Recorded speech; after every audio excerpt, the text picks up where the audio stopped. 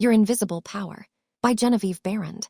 If you're ready for more wisdom, please like this video and subscribe before we start. Genevieve Behrend was the only personal student of Thomas Troward, the master of mental science. Your Invisible Power is a powerful, yet simple and easy guide. This book can teach you how to use the power of visualization and other processes taught by Thomas Troward to transform your life. Behrend says, "We all possess more power and greater possibilities than we realize, and visualizing is one of the greatest of these powers. It brings other possibilities to our observation. When we pause to think for a moment, we realize that for a cosmos to exist at all, it must be the outcome of a cosmic mind." From 1912 to 1914, Genevieve Behrend's life focused solely on the wisdom and philosophy of Thomas Troward, 1847–1916, whose influential and compelling ideas provided much of the groundwork to the spiritual philosophy known today as New Thought.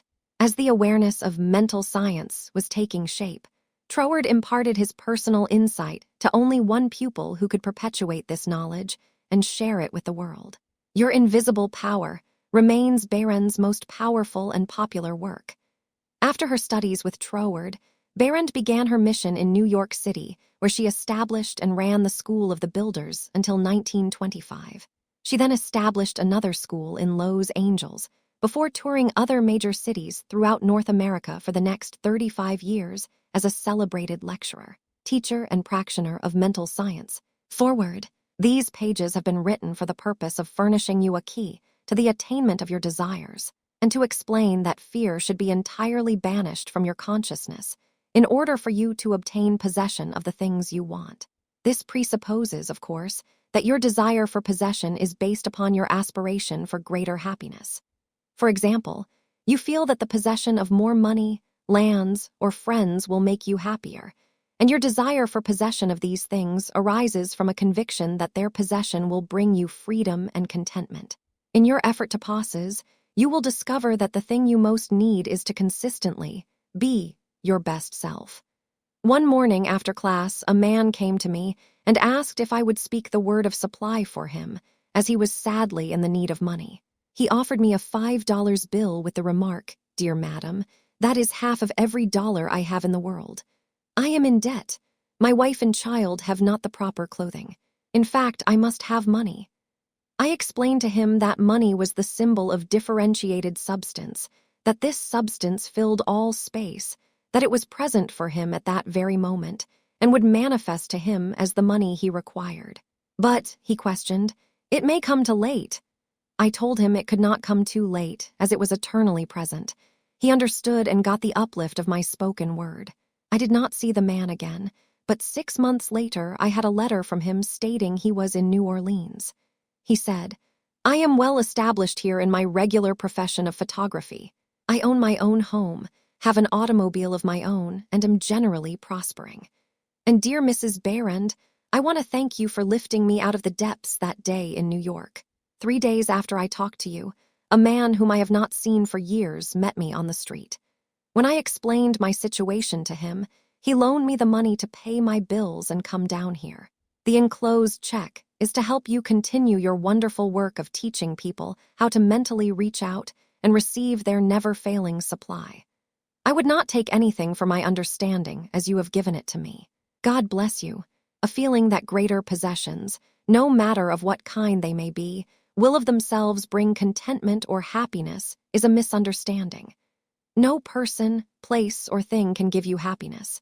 They may give you cause for happiness and a feeling of contentment, but the joy of living comes from within. Therefore, it is here recommended that you should make the effort to obtain the things which you feel will bring you joy, provided that your desires are in accord with the joy of living.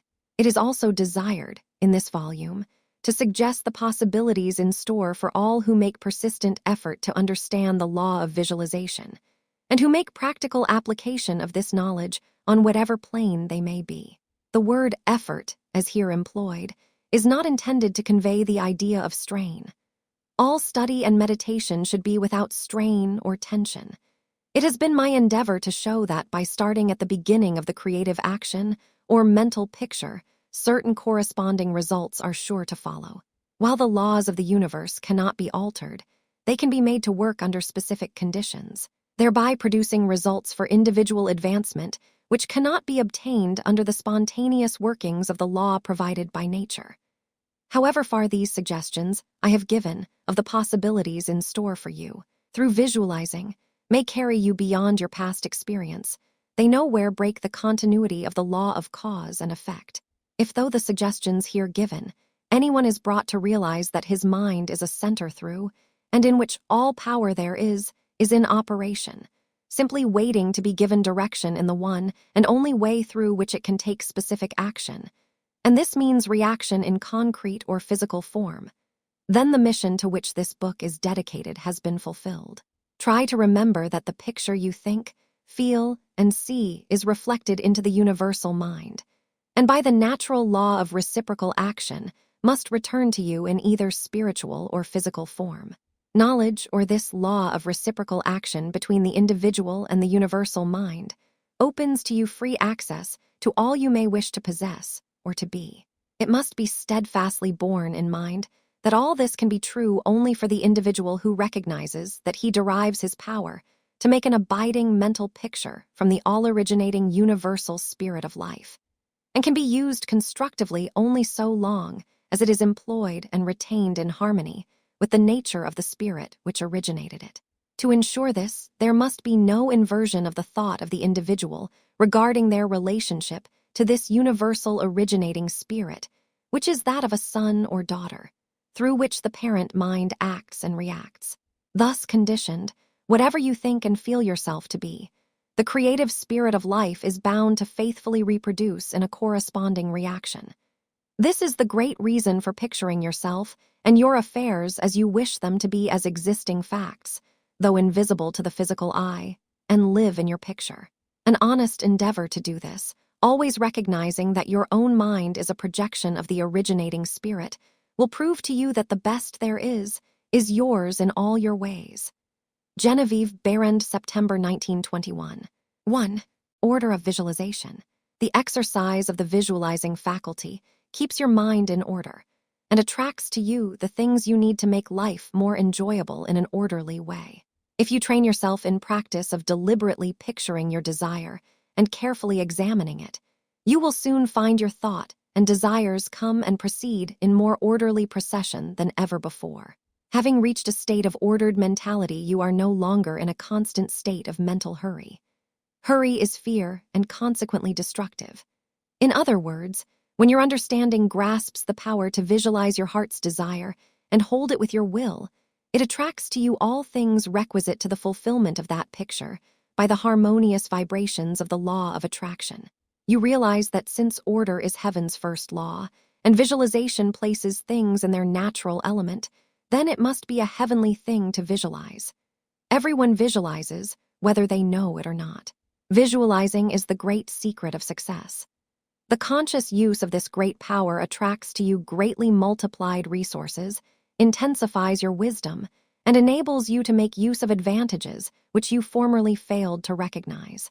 We now fly through the air, not because anyone has been able to change the laws of nature, but because the inventor of the flying machine learned how to apply nature's laws, and by making orderly use of them, produced the desired result. So far as natural forces are concerned, nothing has changed since the beginning.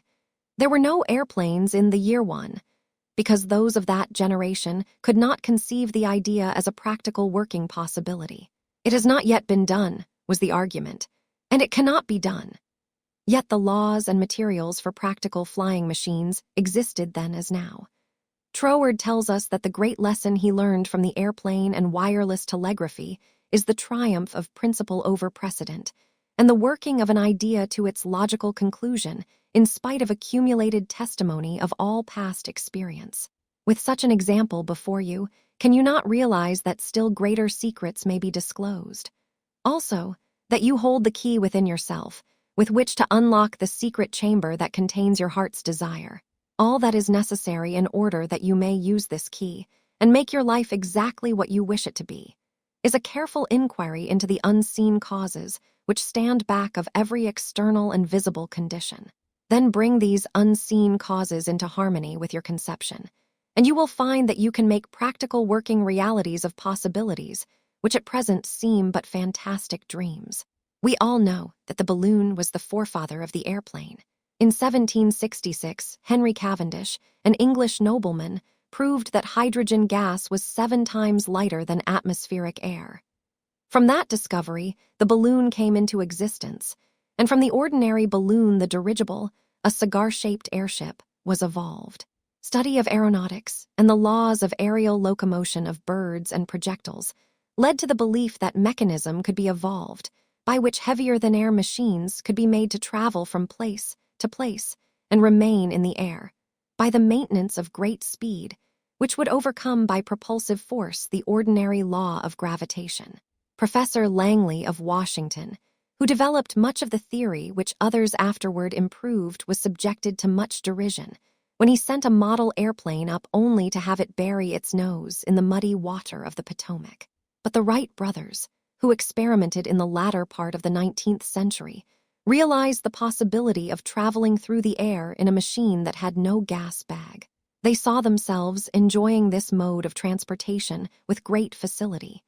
It is said that one of the brothers would tell the other, when their varied experiments did not turn out as they expected, "It's all right, brother. I can see myself riding in that machine, and it travels easily and steadily." Those Wright brothers knew what they wanted and kept their pictures constantly before them. In visualizing or making a mental picture, you are not endeavoring to change the laws of nature. You are fulfilling them. Your object in visualizing is to bring things into regular order both mentally and physically. When you realize that this method of employing the creative power brings your desires, one after another, into practical material accomplishment, your confidence in the mysterious but unfailing law of attraction, which has its central power station in the very heart of your word picture, becomes supreme. Nothing can shake it. You never feel that it is necessary to take anything from anybody else. You have learned that asking and seeking have receiving and finding as their correlatives. You know that all you have to do is to start the plastic substance of the universe flowing into the thought molds your picture desire provides. 2. How to attract to yourself the things you desire. The power within you, which enables you to form a thought picture, is the starting point of all there is. In its original state, it is the undifferentiated, formless substance of life. Your thought picture forms the mold, so to speak, into which this formless substance takes shape. Visualizing, or mentally seeing things and conditions as you wish them to be, is the condensing, the specializing power in you that might be illustrated by the lens of a magic lantern. The magic lantern is one of the best symbols of this imaging faculty. It illustrates the working of the creative spirit on the plane of the initiative and selection, or in its concentrated specializing form, in a remarkably clear manner. This picture slide illustrates your own mental picture, invisible in the lantern of your mind, until you turn on the light of your will. That is to say, you light up your desire with absolute faith that the creative spirit of life in you is doing the work. By the steady flow of light of the will on the spirit, your desired picture is projected upon the screen of the physical world, an exact reproduction of the pictured slide in your mind.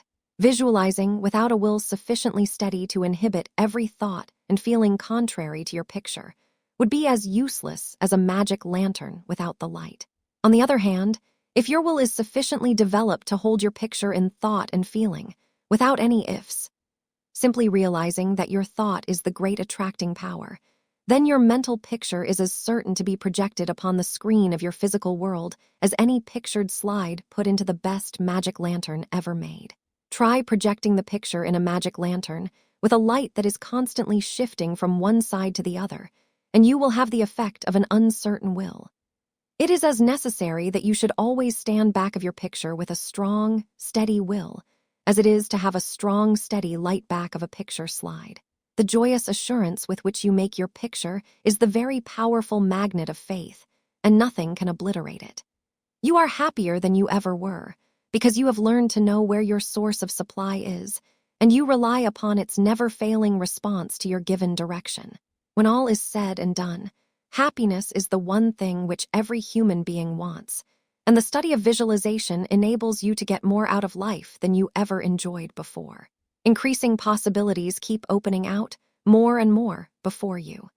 A businessman once told me that since practicing visualization and forming the habit of devoting a few minutes each day to thinking about his work, as he desired it to be in a large, broad way, his business had more than doubled in 6 months.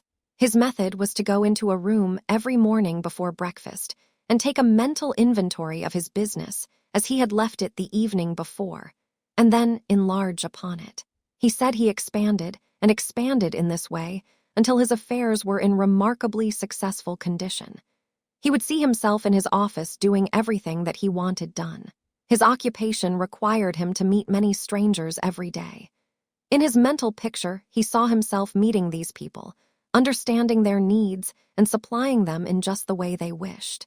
This habit, he said, had strengthened and steadied his will in an almost inconceivable manner. Furthermore, by thus mentally seeing things as he wished them to be, he had acquired the confident feeling that a certain creative power was exercising itself, for him and through him, for the purpose of improving his little world.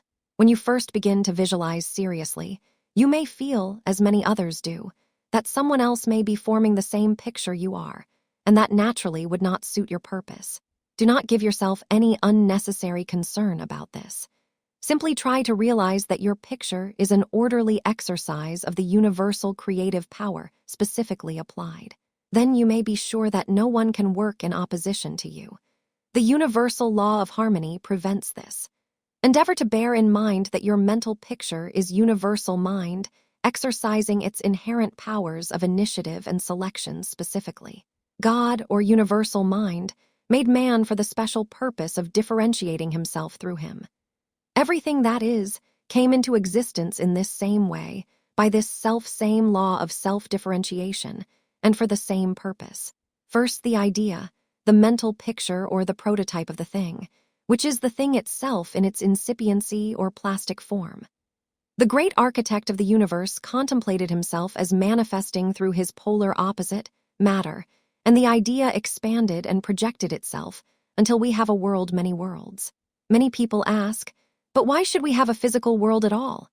The answer is, because it is the nature of originating substance to solidify, under directivity rather than activity, just as it is the nature of wax to harden when it becomes cold, or plaster of Paris to become firm and solid when exposed to the air. Your picture in this same divine substance in its fluent state taking shape through the individualized center of divine operation, your mind. And there is no power to prevent this combination of spiritual substance from becoming physical form. It is the nature of spirit to complete its work, and an idea is not complete until it has made for itself a vehicle. Nothing can prevent your picture from coming into concrete form except the same power that gave it birth, yourself. Suppose you wish to have a more orderly room. You look about your room and the idea of order suggests boxes, closets, shelves, hooks, and so forth. The box, the closet, the hooks, all are concrete ideas of order, vehicles through which order and harmony suggest themselves. 3. Relation between mental and physical form. Some persons feel that it is not quite proper to visualize for things. It's too material, they say, but material form is necessary for the self-recognition of spirit from the individual standpoint. And this is the means through which the creative process is carried forward. Therefore, far from matter being an illusion and something that ought not to be, as some metaphysical teachers have taught, matter is the necessary channel for the self-differentiation of spirit. However, it is not my desire to lead you into lengthy and tiresome scientific reasoning in order to remove the mystery of visualization and to put it upon a logical foundation. Naturally, each individual will do this in his own way.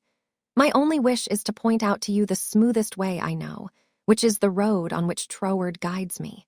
I feel sure you will conclude, as I have, that the only mystery in connection with visualizing is the mystery of life taking form, governed by unchangeable and easily understood laws. We all possess more power and greater possibilities than we realize, and visualizing is one of the greatest of these powers. It brings other possibilities to our observation. When we pause to think for a moment, we realize that for a cosmos to exist at all, it must be the outcome of a cosmic mind, which binds, all individual minds to a certain generic unities of action, thereby producing all things as realities and nothing as illusions. If you will take this thought of Troward's and meditate upon it without prejudice, you will surely realize that concrete material form is an absolute necessity of the creative process. Also, that matter is not an illusion, but a necessary channel through which life differentiates itself. If you consider matter in its right order as the polar opposite to spirit, you will not find any antagonism between them. On the contrary, together they constitute one harmonious whole. And when you realize this, you feel, in your practice of visualizing, that you are working from cause to effect, from beginning to finish. In reality, your mental picture is the specialized working of the originating spirit.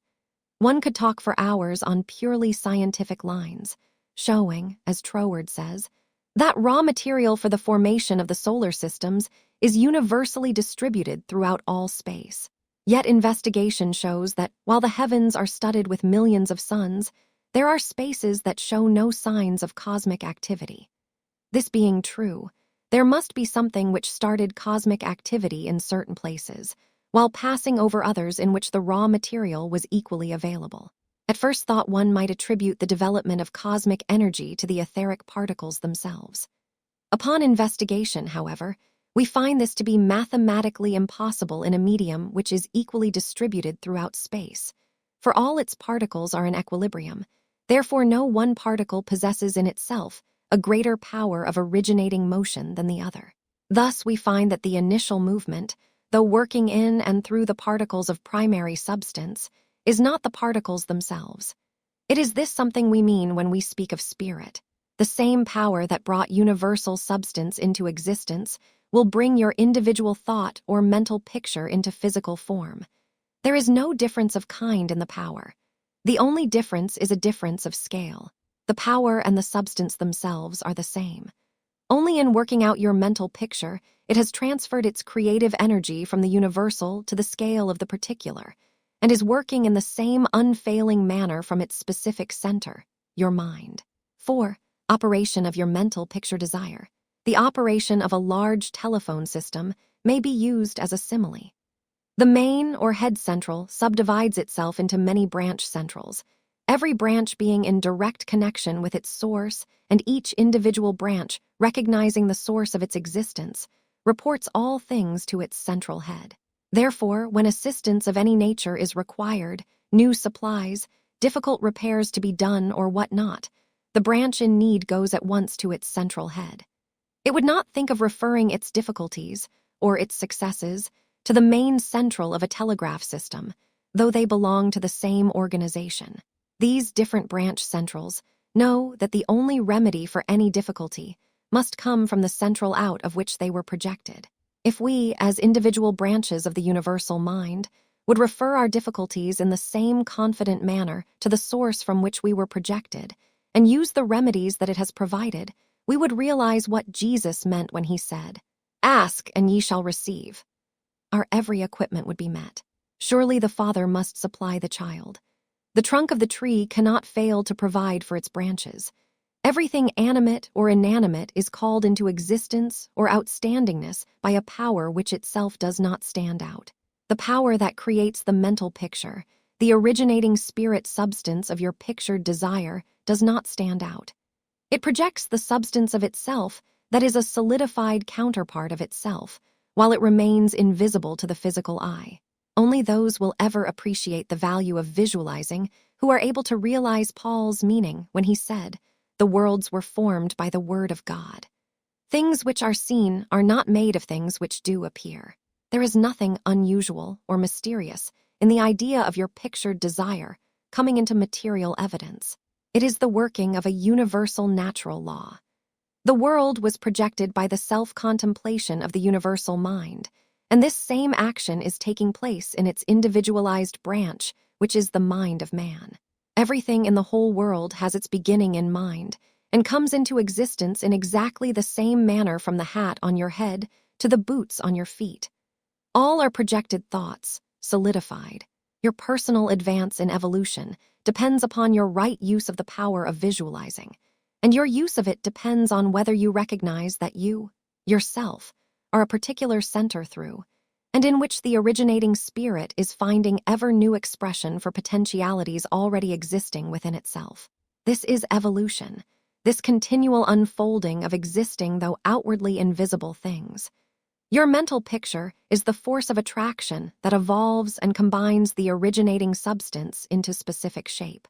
Your picture is the combining and evolving powerhouse, so to speak, through which the originating creative spirit expressed itself. Its creative action is limitless, without beginning and without end, and always progressive and orderly. It proceeds stage by stage, each stage being a necessary preparation for the one to follow. Now let us see if we can get an idea of the different stages by which the things in the world have come to be. Troward says, if we can get at the working principle which is producing these results, we can very quickly and easily give it personal application. First, we find that the thought of originating life or spirit about itself is its simple awareness of its own being, and this produced a primary ether, a universal substance out of which everything in the world must grow. Troward also tells us that, though this awareness of being is a necessary foundation for any further possibilities, it is not much to talk about. It is the same with individualized spirit, which is yourself. Before you would entertain the idea of making a mental picture of your desire as being at all practical, you must have some idea of your being, of your I am. And just as soon as you are conscious of your I amness, you begin to wish to enjoy the freedom which this consciousness suggests. You want to do more and be more, and as you fulfill this desire within yourself, localized spirit begins conscious activities in you. The thing you are most concerned with is the specific action of the creative spirit of life, universal mind specialized. The localized God germ in you is your personality, your individuality, and since the joy of absolute freedom is the inherent nature of this God germ, it is natural that it should endeavor to enjoy itself through its specific center. And as you grow in the comprehension that your being, your individuality, is God particularizing himself, you naturally develop divine tendencies. You want to enjoy life and liberty. You want freedom in your affairs as well as in your consciousness, and it is natural that you should. Always with this progressive wish, there is a faint thought picture. As your wish and your recognition grow into an intense desire, this desire becomes a clear mental picture. For example, a young lady studying music wishes she had a piano in order to practice at home. She wants the piano so much that she can mentally see it in one of the rooms. She holds the picture of the piano and indulges in the mental reflection of the pleasure and advantage it will be to have the piano in the corner of the living room. One day she finds it there just as she had pictured it. As you grow in understanding as to who you are, where you came from, and what the purpose of your being is, how you are to fulfill the purpose for which you are intended, you will more and more afford a center through which the creative spirit of life can enjoy itself. And you will realize that there can be but one creative process filling all space, which is the same in its potentiality, whether universal or individual. Furthermore, all that there is, whether on the plane of the visible or invisible, had its origin in the localized action of thought or a mental picture. And this includes yourself, because you are universal spirit localized, and the same creative action is taking place through you. Now you are no doubt asking yourself why there is so much sickness and misery in the world. If the same power and intelligence which brought the world into existence is in operation in the mind of man, why does it not manifest itself as strength, joy, health, and plenty? If one can have one's desires fulfilled by simply making a mental picture of that desire, holding on to it with the will, and doing without anxiety, on the outward plane, whatever seems necessary to bring the desire into fulfillment, then there seems no reason for the existence of sickness and poverty. Surely no one desires either. The first reason is that few persons will take the trouble to inquire into the working principle of the laws of life. If they did, they would soon convince themselves that there is no necessity for the sickness and poverty that we see about us. They would realize that visualizing is a principle and not a fallacy. There are few who have found it worthwhile to study this simple, though absolutely unfailing law that will deliver them from bondage. However, the race as a whole is not willing to give the time required for this study. It is either too simple or too difficult. They may make a picture of their desire with some little understanding of visualizing for a day or two, but more frequently it is for an hour or so. But if you will insist upon mentally seeing yourself, surrounded by things and conditions as you wish them to be, you will understand that the creative energy sends its plastic substance in the direction indicated by the tendency of your thoughts. Herein lies the advantage of holding your thought in the form of a mental picture. The more enthusiasm and faith you are able to put into your picture, the more quickly it will come into visible form, and your enthusiasm is increased by keeping your desire secret. The moment you speak it to any living soul, that moment your power is weakened. Your power, your magnet of attraction, is not so strong, and consequently cannot reach so far. The more perfectly a secret between your mind and outer self is guarded, the more vitality you give your power of attraction. One tells one's troubles to weaken them, to get them off one's mind, and when a thought is given out, its power is dissipated. Talk it over with yourself, and even write it down and at once destroy the paper. However, this does not mean that you should strenuously endeavor to compel the power to work out your picture on the special lines that you think it should. That method would soon exhaust you and hinder the fulfillment of your purpose. A wealthy relative need not necessarily die or someone lose a fortune on the street to materialize the $10,000 that you are mentally picturing. One of the doormen in the building in which I live heard much of the mental picturing of desires from visitors passing out of my rooms. The average desire was for $500. He considered that $5 was more in his line and began to visualize it, without the slightest idea of where or how he was to get it. My parrot flew out of the window, and I telephoned to the men in the courtyard to get it for me. One caught it and it bit him on the finger. The doorman, who had gloves on and did not fear a similar hurt, took hold of it and brought it up to me. I gave him 5 $1 bills for the service. This sudden reward surprised him. He enthusiastically told me that he had been visualizing for just $5, merely from hearing that others visualized. He was delighted at the unexpected realization of his mental picture. All you have to do is to make such a mental picture of your heart's desire. Hold it cheerfully in place with your will, always conscious that the same infinite power which brought the universe into existence brought you into form for the purpose of enjoying itself in and through you. And since it is all life, love, light, power, peace, beauty, and joy, and is the only creative power there is, the form it takes in and through you depends upon the direction given it by your thought indicator. In you it is undifferentiated, waiting to take any direction given it as it passes through the instrument that it has made for the purpose of self-distribution. It is this power which enables you to transfer your thoughts from one form to another. The power to change your mind is the individualized universal power taking the initiative, giving direction to the fluent substance contained in every thought. It is the simplest thing in the world to give this highly sensitive plastic substance any form you will through visualizing. Anyone can do it with a small expenditure of effort. Once you really believe that your mind is a center through which the plastic substance of all there is in your world takes involuntary form, the only reason why your picture does not always materialize is because you have introduced something antagonistic to the fundamental principle. Very often this destructive element is caused by the frequency with which you change your pictures. After many such changes, you decide that your original desire is what you want after all. Upon this conclusion, you begin to wonder why, being your first picture, it hasn't materialized. The plastic substance with which you are mentally dealing is more sensitive than the most sensitive photographer's film. If, in taking a picture, you suddenly remembered you had already taken a picture on that same plate, you would not expect a perfect result of either picture. On the other hand, you may have taken 2 pictures on the same plate unconsciously. When the plate has been developed, and the picture comes into physical view, you do not condemn the principle of photography, nor are you puzzled to understand why your picture has turned out so unsatisfactorily. You do not feel that it is impossible for you to obtain a good, clear picture of the subject in question. You know that you can do so by simply starting at the beginning, putting in a new plate, and determining to be more careful while taking your picture next time. These lines followed out, you are sure of a satisfactory result. If you will proceed in the same manner with your mental picture, doing your part in a correspondingly confident frame of mind, the result will be just as perfect. The laws of visualizing are as infallible as the laws governing photography.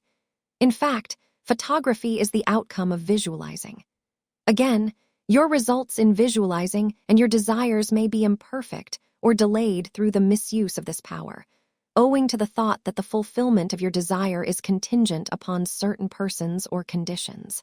The originating principle is not in any way dependent upon any person, place, or thing.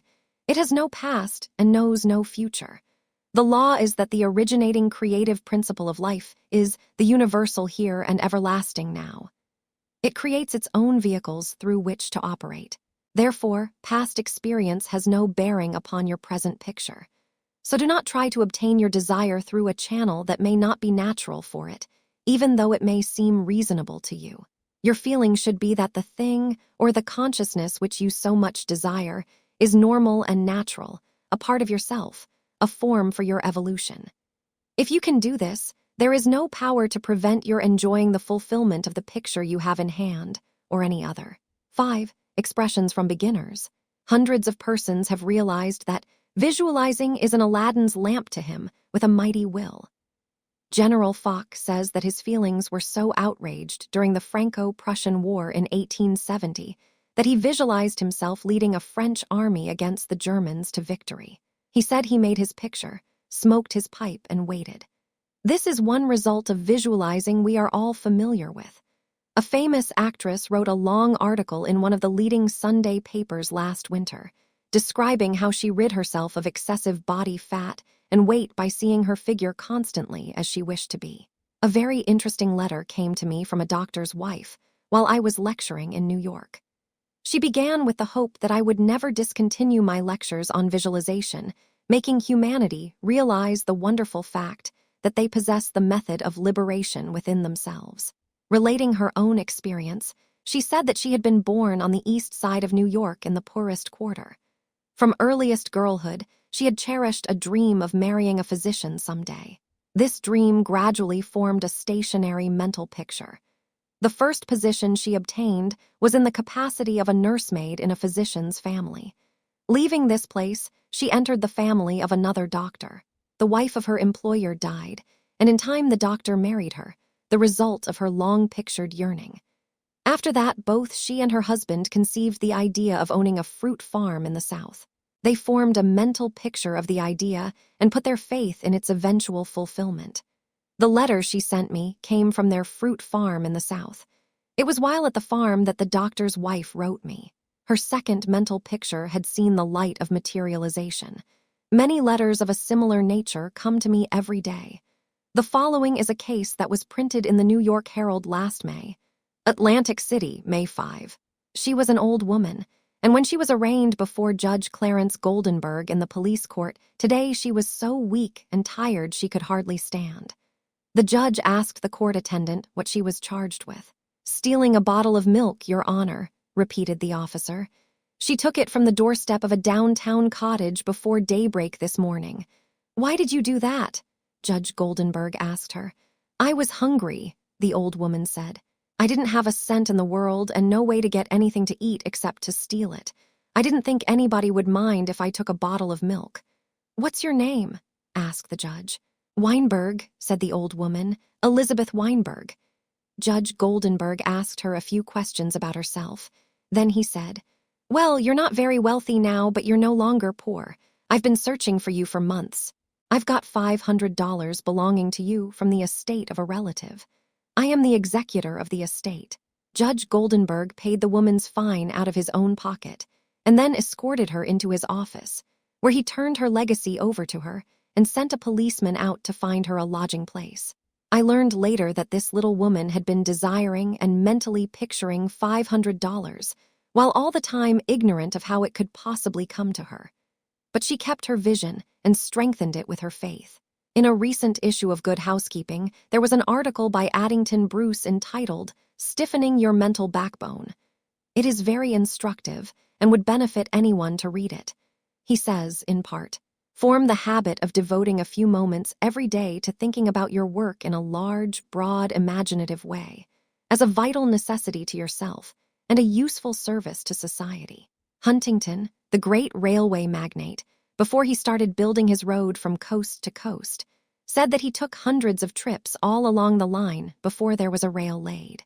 It is said that he would sit for hours with a map of the United States before him and mentally travel from coast to coast, just as we do now over his fulfilled mental picture.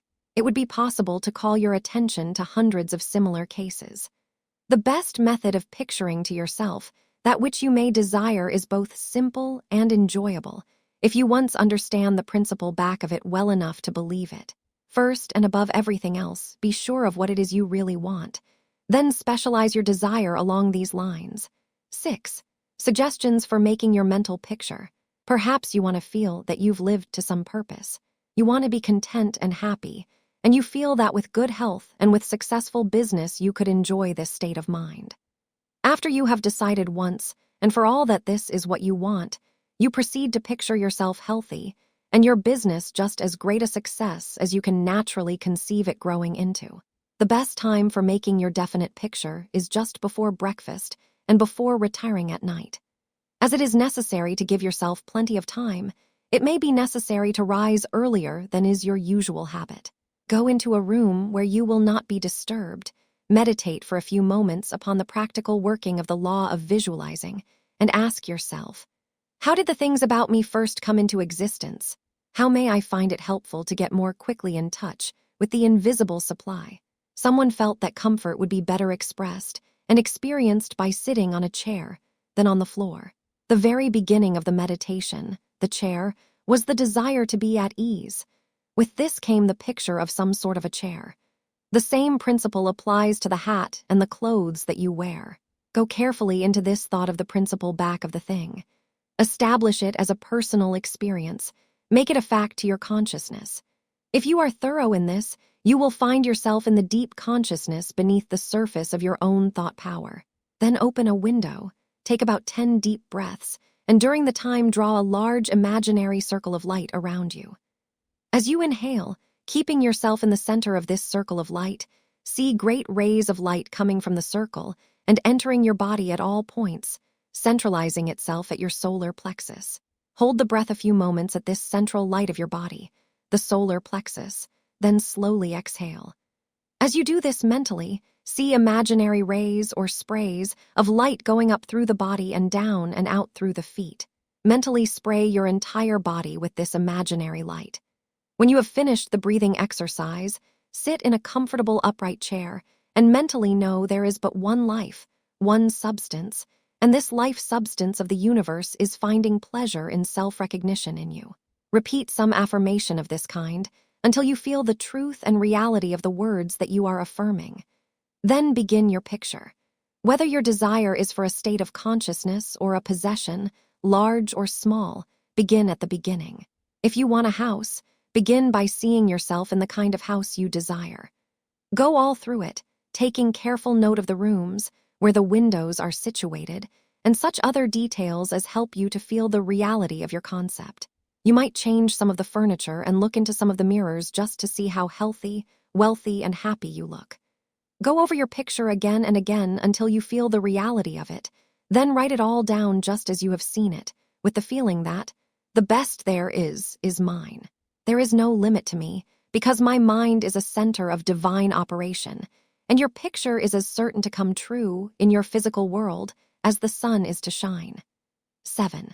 Things to remember in using your thought power for the production of new conditions. 1. Be sure to know what conditions you wish to produce. Then weigh carefully to what further results the accomplishment of your desire will lead. 2. By letting your thought dwell upon a mental picture, you are concentrating the creative spirit to this center, where all its forces are equally balanced. 3. Visualizing brings your objective mind into a state of equilibrium, which enables you to consciously direct the flow of spirit to a definitely recognized purpose, and to carefully guide your thought from including a flow in the opposite direction. 4. You must always bear in mind that you are dealing with a wonderful potential energy, which is not yet differentiated into any particular mold.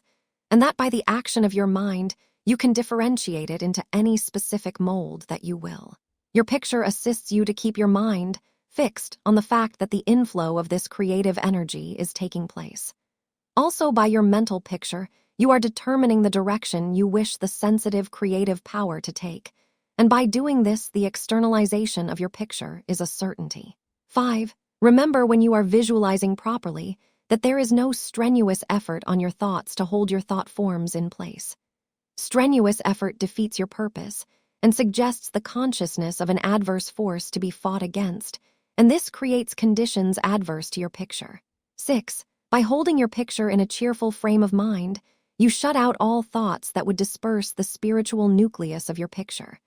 Because the law is creative in its action, your pictured desire is certain of accomplishment. 7. The seventh and great thing to remember in visualizing is that you are making a mental picture for the purpose of determining the quality you are giving to the previously undifferentiated substance and energy, rather than to arrange the specific circumstances for its manifestation. That is the work of creative power itself. It will build its own forms of expression quite naturally, if you will allow it, and save you a great deal of needless anxiety. What you really want is expansion in a certain direction, whether of health, wealth, or whatnot, and so long as you get it, as you surely will, if you confidently hold to your picture, what does it matter whether it reaches you by some channel which you thought you could count upon, or through some other of whose existence you had no idea? You are concentrating energy of a particular kind for a particular purpose. Bear this in mind and let specific details take care of themselves, and never mention your intention to anyone. Remember always that nature from her clearly visible surface to her most arcane depths is one vast storehouse of light and good entirely devoted to your individual use. Your conscious oneness with the great whole is the secret of success, and when once you have fathomed this, you can enjoy your possession of the whole or a part of it at will, because by your recognition you have made it, and can increasingly make it yours. Never forget that every physical thing, whether for you or against you, was a sustained thought before it was a thing. Thought as thought is neither good nor bad. It is creative action and always takes physical form. Therefore, the thoughts you dwell upon become the things you possess or do not possess. 8. Why I took up the study of mental science. I have frequently been questioned about my reasons for taking up the study of mental science, and as to the results of my search, not only in knowledge of principles, but also in the application of that knowledge to the development of my own life and experience. Such inquiries are justifiable, because one who essays the role of a messenger and teacher of psychological truths can only be effective and convincing as he or she has tested them in the laboratory of mental experience. This is particularly true in my case, as the only personal pupil of Thomas Troward, the greatest master of mental science of the present day, whose teaching is based upon the relation borne by the individual mind toward the universal creative mind, which is the giver of life, and the manner in which that relation may be invoked to secure expansion and fuller expression in the individual life. The initial impulse toward the study of mental science was an overwhelming sense of loneliness. In every life there must come some such experiences of spiritual isolations as, at that period, pervaded my life. Notwithstanding the fact that each day found me in the midst of friends, surrounded by mirth and gaiety, there was a persistent feeling that I was alone in the world. I had been a widow for about 3 years, wandering from country to country, seeking for peace of mind. The circumstances and surroundings of my life were such that my friends looked upon me as an unusually fortunate young woman. Although they recognized that I had sustained a great loss when my husband died, they knew that he had left me well provided for, free to go anywhere at pleasure, and having many friends. Yet, if my friends could have penetrated my inmost emotions, they would have found a deep sense of emptiness and isolation. This feeling inspired a spirit of unrest that drove me on and on in fruitless search upon the outside for that which I later learned could only be obtained from within. I studied Christian Science, but it gave me no solace, though fully realizing the great work the scientists were doing, and even having the pleasure and privilege of meeting Mrs. Eddy personally. But it was impossible for me to accept the fundamental teachings of Christian Science and make practical application of it. When about to abandon the search for contentment and resign myself to resume a life of apparent amusement, a friend invited me to visit the great seer and teacher, Abdu'l-Baha. After my interview with this most wonderful of men, my search for contentment began to take a change. He had told me that I would travel the world over seeking the truth, and when I had found it would speak it out.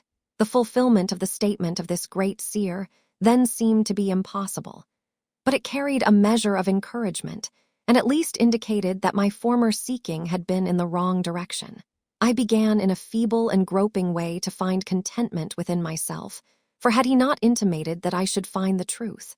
That was the big thing, and about the only thing I remember of our interview. A few days later, upon visiting the office of a new thought practitioner, my attention was attracted to a book on his table entitled The Edinburgh Lectures on Mental Science by Thomas Troward. It interested me to see that Troward was a retired divisional judge from the Punjab, India. I purchased the book, thinking I would read it through that evening. Many have endeavored to do the same thing, only to find, as I did, that the book must be studied in order to be understood, and hundreds have decided, just as I did, to give it their undivided attention. After finding this treasure book, I went to the country for a few days, and while there studied the volume as thoroughly as I could. It seemed extremely difficult, and I decided to purchase another book of Troward's, in the hope that its study might not require so much of an effort. Upon inquiry, I was told that a subsequent volume, The Door Lectures, was much the simpler and better of the two books. When I procured it, I found that it must also be studied. It took me weeks and months to get even a vague conception of the meaning of the first chapter of Door, which is entitled Entering into the Spirit of It. I mean by this that it took me months to enter into the spirit of what I was reading. But in the meantime, a paragraph from page 26 arrested my attention as seeming the greatest thing I had ever read. I memorized it and endeavored with all my soul to enter into the spirit of Troward's words. The paragraph reads, "My mind is a center of divine operation. The divine operation is always for expansion and fuller expression, and this means the production of something beyond what has gone before, something entirely new, not included in the past experience, though proceeding out of it by an orderly sequence of growth. Therefore, since the divine cannot change its inherent nature, it must operate in the same manner with me. Consequently, in my own special world, of which I am the center, it will move forward to produce new conditions, always in advance of any that have gone before." It took an effort on my part to memorize this paragraph, but in the endeavor toward this end, the words seemed to carry with them a certain stimulus. Each repetition of the paragraph made it easier for me to enter into the spirit of it. The words expressed exactly what I had been seeking for. My one desire was for peace of mind. I found it comforting to believe that the divine operation in me could expand to fuller expression and produce more and more contentment, in fact, a peace of mind and a degree of contentment greater than I had ever known. The paragraph further inspired me with deep interest to feel that the life spark in me could bring into my life something entirely new. I did not wish to obliterate my past experience, but that was exactly what Troward said it would not do. The divine operation would not exclude my past experience, but proceeding out of them would bring some new thing that would transcend anything that I had ever experienced before. Meditation on these statements brought with it a certain joyous feeling.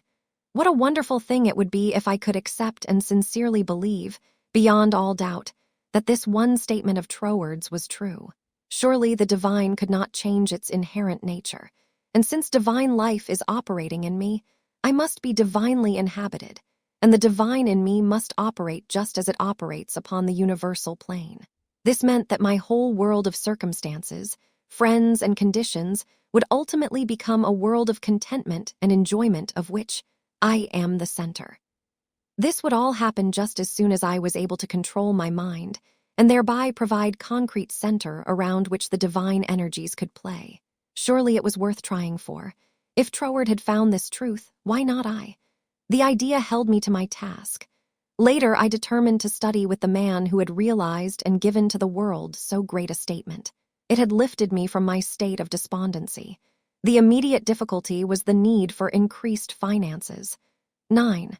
How I attracted to myself $20,000 in the laboratory of experience in which my newly revealed relation to divine operation was to be tested.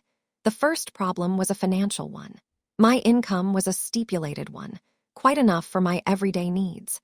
But it did not seem sufficient to enable me to go comfortably to England, where Troward lived, and remain for an indefinite period to study with so great a teacher as he must be. So before inquiring whether Troward took pupils or whether I would be eligible in case he did, I began to use the paragraph I had memorized. Daily, in fact, almost hourly, the words were in my mind. My mind is a center of divine operation, and divine operation means expansion into something better than has gone before. From the Edinburgh lectures, I had read something about the law of attraction, and from the chapter of causes and conditions, I had gleaned a vague idea of visualizing. So every night, before going to sleep, I made a mental picture of the desired $20,000. $21,000 bills were counted over each night in my bedroom. And then, with the idea of more emphatically impressing my mind, with the fact that this $20,000 was for the purpose of going to England and studying with Troward, I wrote out my picture, saw myself buying my steamer ticket, walking up and down the ship's deck from New York to London, and finally saw myself accepted as Troward's pupil. This process was repeated every morning and every evening, always impressing more and more fully upon my mind Troward's memorized statement. My mind is a center of divine operations. I endeavored to keep this statement in the back part of my consciousness all the time with no thought in mind as how the money might be obtained. Probably the reason why there was no thought of the avenues through which the money might reach me was because I could not possibly imagine where the $20,000 would come from. So I simply held my thought steady and let the power of attraction find its own ways and means. One day, while walking on the street, taking deep breathing exercises, the thought came, my mind is surely a center of divine operation. If God fills all space, then God must be in my mind also. If I want this money to study with Troward that I may know the truth of life, then both the money and the truth must be mine, though I am unable to feel or see the physical manifestations of either. Still, I declared, it must be mine. While these reflections were going on in my mind, there seemed to come up from within me the thought, I am all the substance there is. Then, from another channel in my brain, the answer seemed to come, of course, that's it. Everything must have its beginning in mind. The idea, must be the only one and primary substance there is, and this means money as well as everything else. My mind accepted this idea, and immediately all the tension of mind and body was relaxed. There was a feeling of absolute certainty of being in touch with all the power life has to give. All thought of money, teacher, or even my own personality vanished in the great wave of joy which swept over my entire being. I walked on and on with this feeling of joy steadily increasing and expanding until everything about me seemed aglow with resplendent light. Every person I passed was illuminated as I was. All consciousness of personality had disappeared, and in its place there came that great and almost overwhelming sense of joy and contentment. That night, when I made my picture of the $20,000, it was with an entirely changed aspect. On previous occasions, when making my mental picture, I had felt that I was waking up something within myself. This time there was no sensation of effort. I simply counted over the $20,000. Then, in a most unexpected manner, from a source of which I had no consciousness at the time, there seemed to open a possible avenue through which the money might reach me. At first it took great effort not to be excited. It all seemed so wonderful, so glorious to be in touch with supply. But had not Troward cautioned his readers to keep all excitement out of their minds in the first flush of realization of union with infinite supply, and to treat this fact as a perfectly natural result that had been reached 13 through our demand? This was even more difficult for me than it was to hold the thought that all the substance there is, I am. Idea, am the beginning of all form, visible or invisible. Just as soon as there appeared a circumstance which indicated the direction through which the $20,000 might come, I not only made a supreme effort to regard the indicated direction calmly, as the first sprout of the seed I had sown in the absolute, but left no stone unturned to follow up that direction by fulfilling my part. By so doing, one circumstance seemed naturally to lead to another, until, step by step, my desired $20,000 was secured. To keep my mind poised and free from excitement was my greatest effort. This first concrete fruition of my study of mental science as expounded by Troward's book had come by a careful following of the methods he had outlined. In this connection, therefore, I can offer to the reader no better gift than to quote Troward's book, The Edinburgh Lectures, from which may be derived a complete idea of the line of action I was endeavoring to follow. In the chapter on causes and conditions, he says, "To get good results, we must properly understand our relation to the great impersonal power we are using. It is intelligent, and we are intelligent, and the two intelligences must cooperate. We must not fly in the face of the law expecting it to do for us what it can only do through us. And we must therefore use our intelligence with the knowledge that it is acting as the instrument of a greater intelligence. And because we have this knowledge, we may, and should cease from all anxiety as to the final result. In actual practice, we must first form the ideal conception of our object with the definite intention of impressing it upon the universal mind. It is this thought that takes such thought out of the region of mere casual fancies, and then affirm that our knowledge of the law is sufficient reason for a calm expectation of a corresponding result, and that therefore all necessary conditions will come to us in due order. We can then turn to the affairs of our daily life with the calm assurance that the initial conditions are either there already or will soon come into view.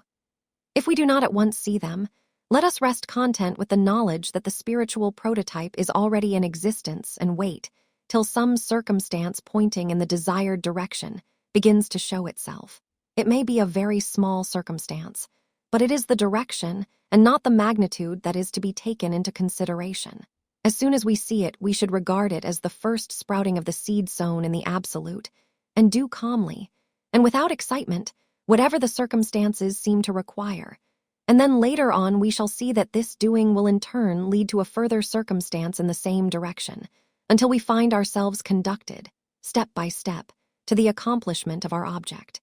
In this way, the understanding of the great principle of the law of supply will, by repeated experiences, deliver us more and more completely out of the region of anxious thought and toilsome labor, and bring us into a new world where the useful employment of all our powers, whether mental or physical, will only be an unfolding of our individuality upon the lines of its own nature, and therefore a perpetual source of health and happiness. A sufficient inducement, surely, to the careful study of the laws governing the relation between the individual and the universal mind. To my mind, then as now, this quotation outlines the core and center of the method and manner of approach necessary for coming in touch with infinite supply. At least it, together with the previously quoted statement, "My mind is a center of divine operation," etc., constituted the only apparent means of attracting to myself the $20,000. My constant endeavor to get into the spirit of these statements, and to attract to myself this needed sum, was about 6 weeks, at the end of which time I had in my bank the required $20,000.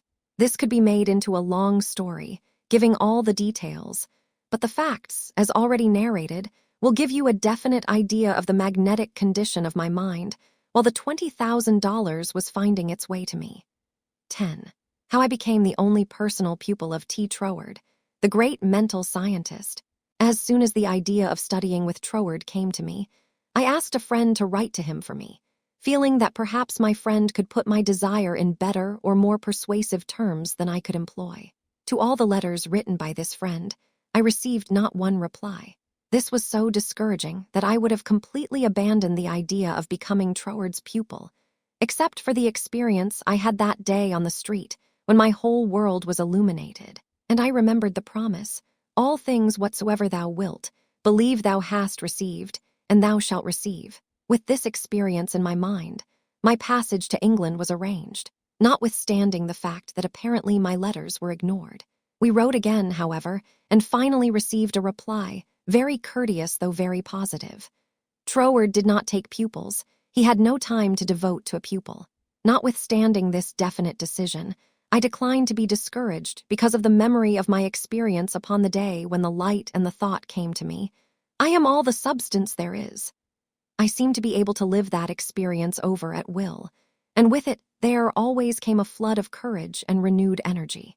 We journeyed on to London, and from there telegraphed Troward, asking for an interview. The telegram was promptly answered by Troward setting a date when he could see us. At this time, Troward was living in Rouen Manor, a little out-of-the-way place in the southern part of England, about 20 miles from a railway station. We could not find it on the map, and with great difficulty Cook's touring agency in London located the place for us. There was very little speculation in my mind as to what Troward would say to me in this interview. There always remained the feeling that the truth was mine. Also that it would grow and expand in my consciousness until peace and contentment were outward as well as inward manifestations of my individual life. We arrived at Troward's house in a terrific rainstorm and were cordially received by Troward himself, whom I found, much to my surprise, to be more the type of a Frenchman than an Englishman. I afterward learned that he was a descendant of the Huguenot race, a man of medium stature, with rather a large head, big nose, and eyes that fairly danced with merriment. After we had been introduced to the other members of the family and given a hot cup of tea, we were invited into the living room where Troward talked very freely of everything except my proposed studies. It seemed quite impossible to bring him to that subject. Just before we were leaving, however, I asked quite boldly, "Will you not reconsider your decision to take a personal pupil? I wish so much to study with you." To which he replied with a very indifferent manner that he did not feel he could give the time it would require for personal instruction, but that he would be glad to give me the names of 2 or 3 books which he felt would not only be interesting but instructive to me. He said he felt much flattered and pleased that I had come all the way from America to study with him, and as we walked out through the lane from his house to our automobile, his manner became less indifferent. A feeling of sympathy seemed to touch his heart, and he turned to me with the remark, "You might write to me, if so inclined, after you get to Paris, and perhaps, if I have time in the autumn, we could arrange something, though it does not seem possible now." I lost no time in following up his very kind invitation to write. My letters were all promptly and courteously answered, but there was never a word of encouragement as to my proposed studies. Finally, about 2 months later, there came a letter with the question in it, "What do you suppose is the meaning of this verse in the 21st chapter of Revelation? 16. And the city lieth foursquare, and the length is as large as the breadth. And he measured the city with the reed, 12,000 furlongs. The length and the breadth and the height of it are equal." Instinctively, I knew that my chance to study with Troward hung upon my giving the correct answer to that question. The definition of the verse seemed utterly beyond my reach. Naturally, answers came to my mind, but I knew intuitively that none was correct. I began bombarding my scholarly friends and acquaintances with the same question. Lawyers, doctors, priests, nuns, and clergymen all over the world received letters from me with this question in them. Later answers began to return to me, but intuition told me that none was correct.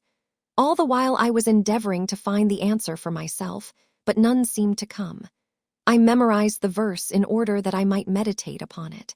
I began a search of Paris for the books Troward had recommended to me, and after 2 or 3 days' search, we crossed the river Seine to the Isle de Sight to go into some of the old bookstores there. They were out of print, and these were the best places to find them in. Finally, we came upon a little shop that had the books there. These were the last copies the man had, consequently the price was high. While remonstrating with the clerk, my eye rested upon the work of an astrologer, which I laughingly picked up and asked, "Do you think Prof would read my horoscope?" The clerk looked aghast at the suggestion and responded, "Why, no, madame, this is one of France's greatest astrologers. He does not read horoscopes." In spite of this answer, there was a persistent impulse within me to go to the man.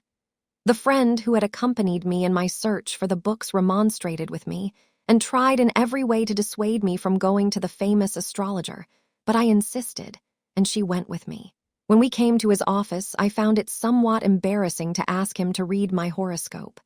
Nevertheless, there was nothing to do but put the question. Reluctantly, the professor invited us into his paper-strewn study and reluctantly and also impatiently asked us to be seated. Very courteously and coldly he told me that he did not read horoscopes. His whole manner said, more clearly than words could, that he wished we would take our departure. My friend stood up. I was at a great loss what to do next, because I felt that I was not quite ready to go. Intuition seemed to tell me there was something for me to gain there. Just what it was I was unable to define, so I paused a moment, much to my friend's displeasure, when one of the professor's enormous Persian cats jumped into my lap. "Get down, Jack," the professor shouted. "What does it mean?"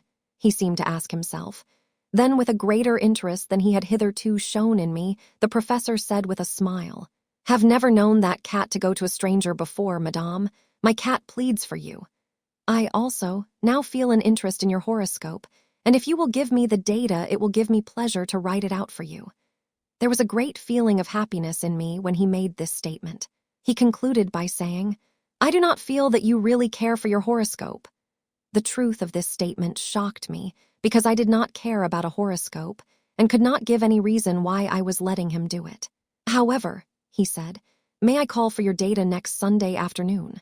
On Sunday afternoon at the appointed time, the professor arrived, and I was handing him the slip of paper with all the data of my birth, etc., when the idea came to me to ask the professor for the answer to the question about the 16th verse of the 21st chapter of Revelation.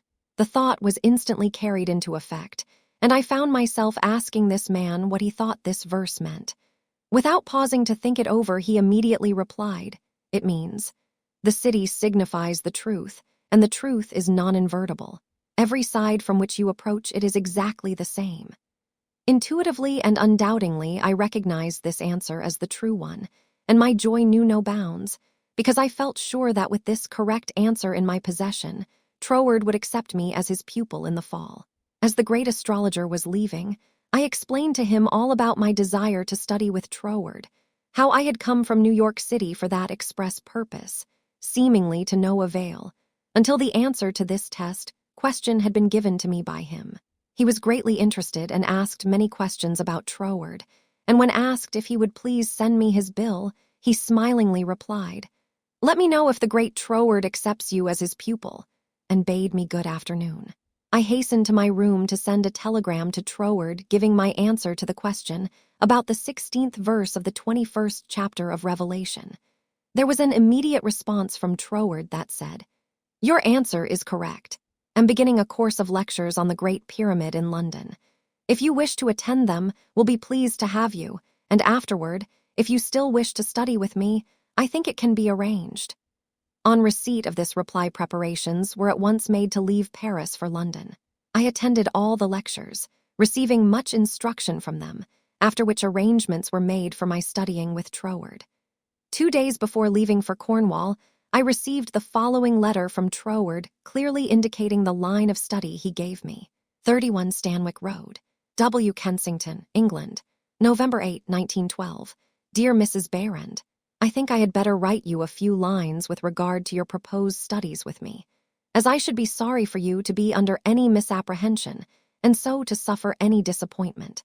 I have studied the subject now for several years, and have a general acquaintance with the leading features of most of the systems, which, unfortunately, occupy attention in many circles at the present time, such as Theosophy, the Tarot, the Kabbalah, and the like, and I have no hesitation in saying that, to the best of my judgment, all sorts and descriptions of so-called occult study are in direct opposition to the real life-giving truth, and therefore, you must not expect any teaching on such lines as these. We hear a great deal these days about initiation, but believe me, the more you try to become a so-called initiate, the further you will put yourself from living life.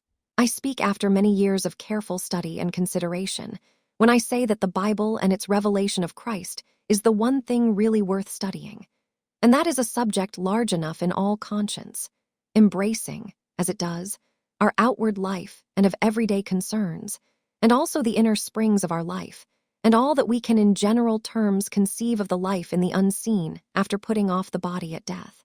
You have expressed a very great degree of confidence in my teaching, and if your confidence is such that you wish, as you say, to put yourself entirely under my guidance, I can only accept it as a very serious responsibility and should have to ask you to exhibit that confidence by refusing to look into such so-called mysteries as I would forbid you to look into.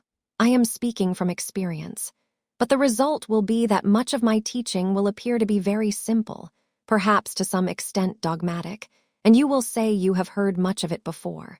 Faith in God, prayer and worship, approach to the Father through Christ, all this is in a certain sense familiar to you. And all I can hope to do is perhaps to throw a little more light on these subjects, that they may become to you not merely traditional words, but present living facts. I have been thus explicit, as I do not want you to have any disappointment. And also I should say that our so-called course of study will be only friendly conversations at such times as we can fit them in, either you coming to our house, or I to yours, as may be most convenient at the time. Also, I will lend you some books that will be helpful, but they are very few, and in no sense occult. Now, if all this falls in with your ideas, we shall, I am sure, be very glad to see you at Rouen Manor, and you will find that the residents there, though few, are very friendly, and the neighborhood very pretty. But on the other hand, if you feel that you want some other source of learning, do not mind saying so, only you will never find any substitute for Christ. I trust you will not mind my writing you like this, but I do not want you to come all the way down to Cornwall and then be disappointed. With kindest regards, yours sincerely, signed T. Troward. This copy of Troward's letter to my mind is the greatest thing I can give you. 11. How to bring the power in your word into action. In your every word, there is the power germ that expands and projects itself in the direction your word indicates, and ultimately develops into physical expression. For example, you wish to establish joy in your consciousness. Just repeat the word joy secretly, persistently, and emphatically. The joy germ begins to expand and project itself until your whole being is filled with joy. This is not a mere fancy, but a truth. Once you experience this power, you will daily prove that these facts have not been fabricated to fit a theory, but the theory has been built up by careful observation of facts. Everyone knows that joy comes from within. Another may give you cause for joy, but no one can be joyous for you. Joy is a state of consciousness, and consciousness is purely, Troward says, mental. Mental faculties always work under something which stimulates them, and this stimulus may come either from without, through the external senses, or from within by the consciousness of something not perceptible on the physical plane. The recognition of this interior source of stimulus enables you to bring into your consciousness any state you desire.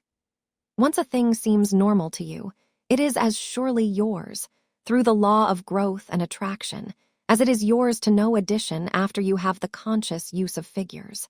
This method of repeating the word makes the word in all of its limitless meaning yours, because words are the embodiment of thoughts, and thought is creative, neither good nor bad, simply creative. This is the reason why faith builds up and fear destroys. Only believe, and all things are possible unto you. It is faith that gives you dominion over every adverse circumstance or condition. It is your word of faith that sets you free, not faith in any specific thing or act, but simple faith in your best self in all ways. It is because of this ever-present creative power within the heart of the word that makes your health, your peace of mind, and your financial condition a reproduction of your most habitual thought. Try to believe and understand this, and you will find yourself master of every adverse circumstance or condition, a prince of power. 12. How to increase your faith. But, you ask, how can I speak the word of faith when I have little or no faith? Every living thing has faith in something or somebody. It is the quality of the creative energy in the positive faith thought which gives it vitality, not the form it takes. Even intense fear is alive with faith. You fear smallpox because you believe it possible for you to contract it. You fear poverty and loneliness because you believe them possible for you. It is your habitual tendency of thought that reappears in your mind, your body, and your affairs, not the occasional thought upon some specific line or desire. It is the faith which understands that every creation had its birth in the womb of thought words that gives you dominion over all things, your lesser self included, and this feeling of faith is increased and intensified through observing what it does. This observation is the observation of your state of consciousness when you did, not when you hoped you might, but feared it was too good to be true. How did you feel that time when you simply had to bring yourself into a better frame of mind and did, or you had to have a certain thing and got it? Live these experiences over again and again, mentally, until you really feel in touch with the self that knows and does, and the best there is yours. 13. The reward of increased faith. Because you have expanded your faith into the faith and laws of the universe that know no failure, your faith in the best of yourself, the principle of life in you, has brought you into conscious realization that you are not a victim of the universe, but a part of it. Consequently, there is that within yourself which is able to make conscious contact with the universal principle of law and power, and enables you to press all the particular laws of nature, whether visible or invisible, into serving your particular demand or desire, and thereby you find yourself master, not a slave of any situation. Troward tells us that this mastering is to be accomplished by knowledge, and the only knowledge which will afford this purpose in all its measureless immensity is the knowledge of the personal element in universal spirit, and its reciprocity to our own personality. In other words, the words you think, the personality you feel yourself to be, are all reproductions in miniature or specialized God or universal spirit. All your word thoughts were God word forms before they were yours. The words you use are the instruments, channels, through which the creative energy takes shape. Naturally, this sensitive creative power can only reproduce in accordance with the instrument through which it passes. All disappointments and failures are the result of endeavoring to think one thing and produce another. This is just as impossible as it would be for an electric fan to be used for lighting purposes, or for water to flow through a crooked pipe in a straight line. The water must take the shape of the pipe through which it flows. Even more truly, this sensitive, invisible, fluent substance must reproduce outwardly the shape of the thought word through which it passes. This is the law of its nature. Therefore, it logically follows, as a man thinketh, so is he. Hence, when your thought or word form is in correspondence with the eternal constructive and forward movement of the universal law, then your mind is the mirror in which the infinite power and intelligence of the universe sees itself reproduced, and your individual life becomes one of harmony.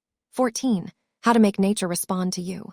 It should be steadily borne in mind that there is an intelligence and power in all nature and all space that is always creative and infinitely sensitive and responsive. The responsiveness of its nature is twofold. It is creative and amenable to suggestion. Once the human understanding grasps this all-important fact, it realizes the simplicity of the law of life. All that is necessary is to realize that your mind is a center of divine operation, and consequently contains that within itself which accepts suggestions, and expect all life to respond to your call. And you will find suggestions which tend to the fulfillment of your desire coming to you, not only from your fellow men, but also from the flowers, the grass, the trees, and the rocks, which will enable you to fulfill your heart's desire, if you act upon them, in confidence on this physical plane. Faith without works is dead, but faith with works sets you absolutely free. 15.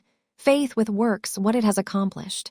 It is said of Tyson, the great Australian millionaire, that the suggestion to make the desert land of Australia blossom as the rose came to him from a modest little Australian violet while he was working as a bushman for something like 3 shillings a day.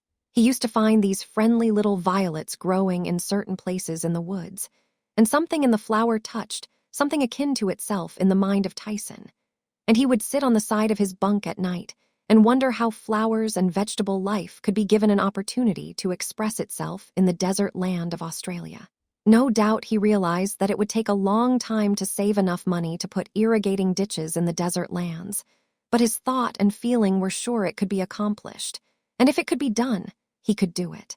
If there was a power within himself that was able to capture the idea, then there must be a responsive power within the idea itself that could bring itself into a practical physical manifestation. He resolutely put aside all questions as to the specific ways and means which would be employed in bringing his desire into physical manifestation, and simply kept his thought centered upon the idea of making fences and seeing flowers and grass where none existed. since the responsiveness of reproductive creative power is not limited to any local condition of mind. His habitual meditation and mental picture set his ideas free to roam in an infinitude and attract to themselves other ideas of a kindred nature.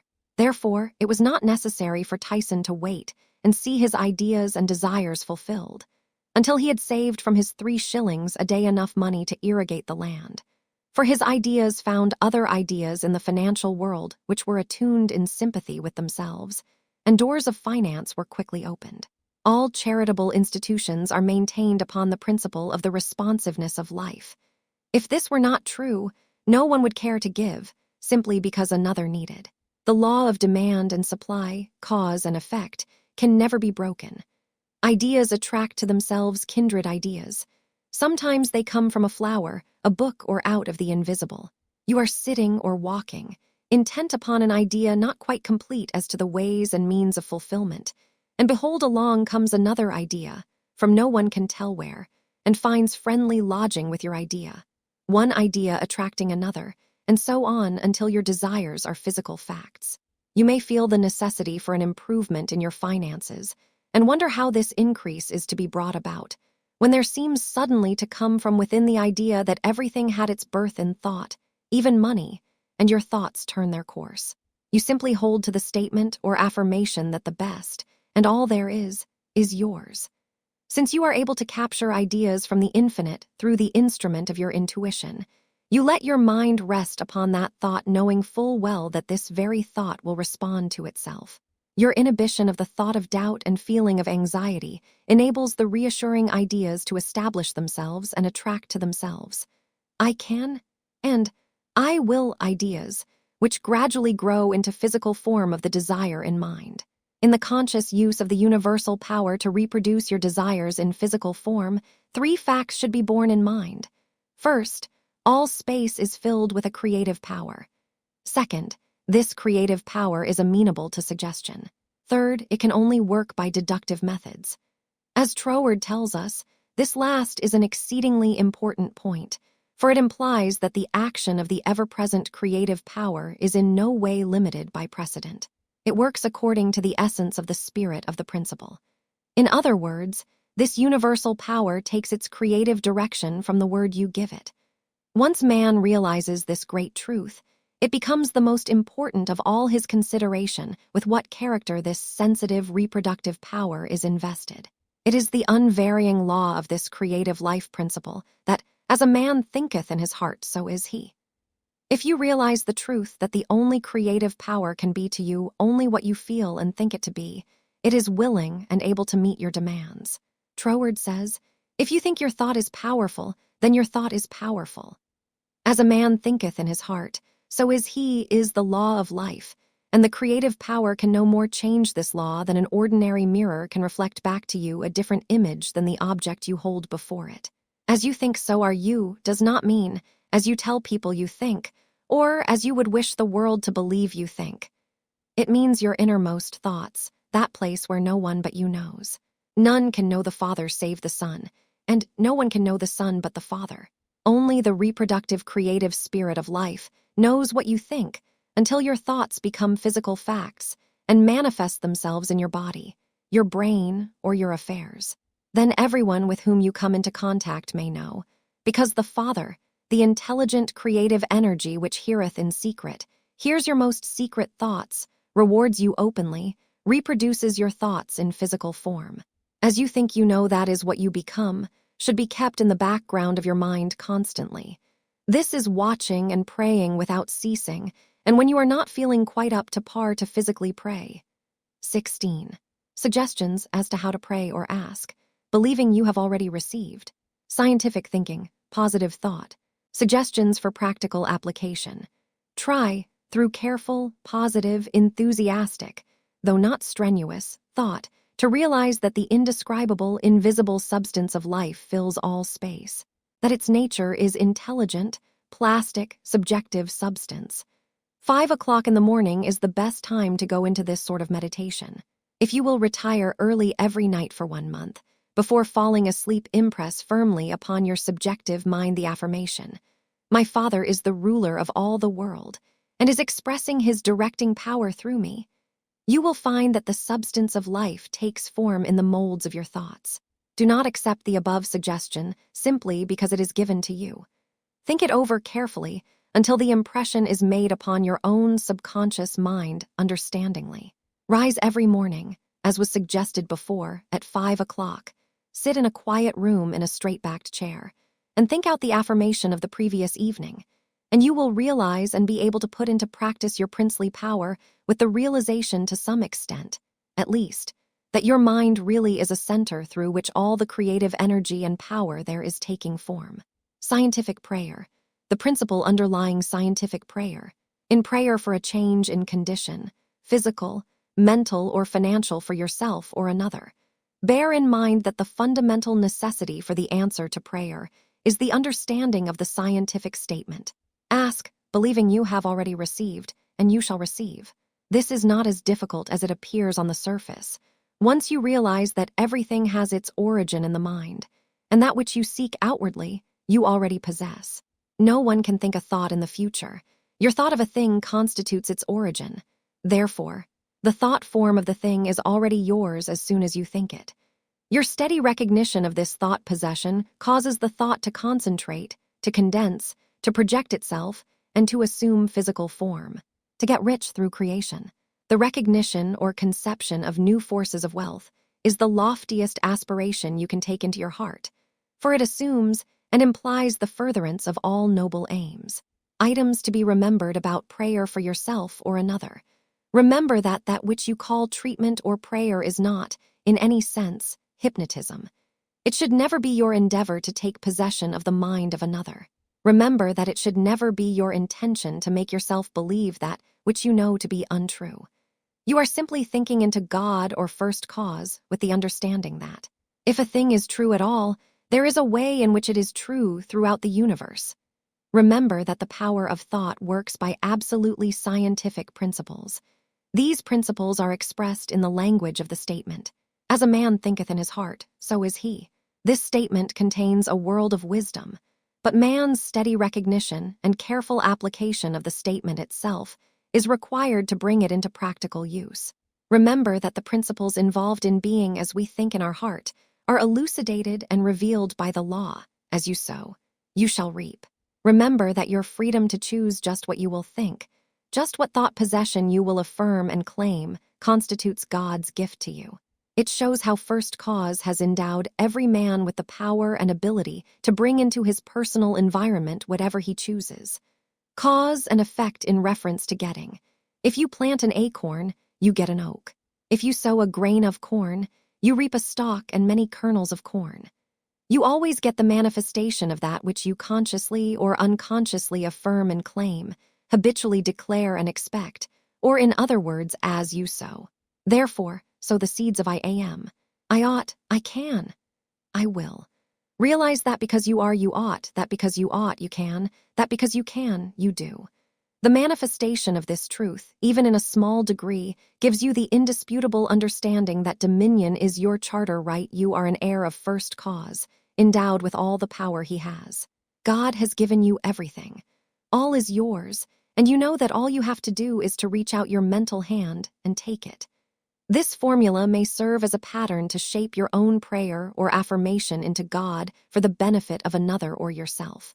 If for another, you speak the Christian name of the person you wish to help, then dismiss their personality entirely from your consciousness. Intensify your thought by meditating upon the fact that there is that in you which finds the way, which is the truth and is the life. You are affirming this fact, believing that since you are thinking this, it is already yours. Having lifted up your feeling to the central idea of this meditation, you examine your own consciousness to see if there is aught which is unlike God. If there is any feeling of fear, worry, malice, envy, hatred, or jealousy, turn back in your meditation to cleanse your thought through the affirmation that God's love and purity fill all space, including your heart and soul. Reconcile your thought with the love of God, always remembering that you are made in the image and likeness of love. Keep this cleansing thought in mind until you feel that you have freed your consciousness entirely of all thoughts and feelings other than love and unity with all humanity. Then, if denials do not disturb you, deny all that is unlike your desired manifestation. This accomplished, you almost overlay your denial with the affirmative thought that you are made in the image and likeness of God, and that you already have your desire fulfilled in its original spiritual or thought form. Closing of prayer. Prayer as a method of thought is a deliberate use of the law, which gives you the power of dominion over everything which tends in any way to hamper your perfect liberty. You have been given life that you may enjoy it more and more fully. The steady recognition of this truth makes you declare yourself a prince of power. You recognize, accept, and use this power as a child of a king, and hence dominion is your birthright. Then, when you feel the light of this great truth flooding your consciousness, open the floodgates of your soul in heartfelt praise that you have the understanding that the Creator and His creation are one. Also that the Creator is continually creating through His creation. Close your treatment in the happy assurance that the prayer which is fulfilled is not a form of supplication, but a steady habitual affirming that the Creator of all creation is operating specifically through you. Therefore, the work must be perfectly done. Your mind is a center of divine operation. Hints for application and practice. For every 5 minutes given to reading and study of the theories of mental science, spend 15 minutes in the use and application of the knowledge acquired. 1. Spend 1 minute in every 24 hours in conscientiously thinking over the specification that must be observed in order to have your prayers answered. 2. Practice the steady recognition of desirable thought possession for 2 periods of 15 minutes each every day. Not only time yourself each period to see how long you can keep a given conception before your mental vision, but also keep a written record of the vividness with which you experience your mental image. Remember that your mental senses are just as varied and trainable as your physical ones. 3. Spend 5 minutes every day between 12 noon and 1 o'clock with a mental search for new sources of wealth. 17. Things to remember. Remember that the greatest mental scientist the world has ever known, Jesus Christ, the man said all things are possible unto you. Also the things I do you can do. Did he tell the truth? Jesus did not claim to be more divine than you are. He declared the whole human race children of God. By birth, he was no exception to this rule. The power he possessed was developed through his personal effort. He said you could do the same if you would only believe in yourself. A great idea is valueless unless accompanied by physical action. God gives the idea, man works it out upon the physical plane. All that is really worthwhile is contentment. Self-command alone can produce it. The soul and body are one. Contentment of mind is contentment of soul, and contentment of soul means contentment of body. If you wish health, watch your thoughts, not only of your physical being, but your thoughts about everything and everybody.